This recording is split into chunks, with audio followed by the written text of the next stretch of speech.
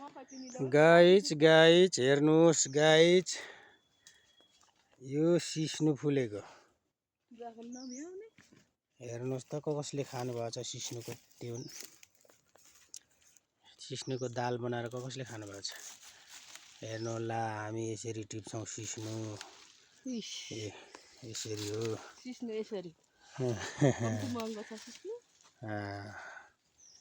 यसरी गर्यो हैन। भोलि पर्सि फेरि चट्टा आधा आधामा काटेर यसलाई ढाल्नुपर्छ। त्यसदेखि मुनिबाट फेरि यति धेरै मुन्टा पलाउँछ हैन। हामीले यो यसरी बारीको काल्ला काल्ला काल्लामा यो झगडा गरेका छौँ सिस्नु है। जङ्गलमा त अहिले धेरै मान्छे भएर भन्नै पर्दा पाउँदैन पनि हैन।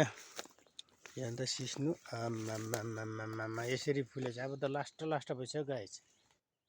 हामी रमिती मोरङको मिक्लाजुङ गाउँपालिका वडा नम्बर 1 मा बस्छौँ है।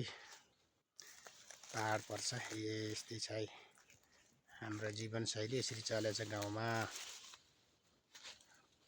लाइक कमेन्ट गरिदिनु होला साथीहरू, कसले खानुभएको छ यो सिस्नुको दाल हैन। सिस्नु खानु मन छ भने रमिती आउनु होला।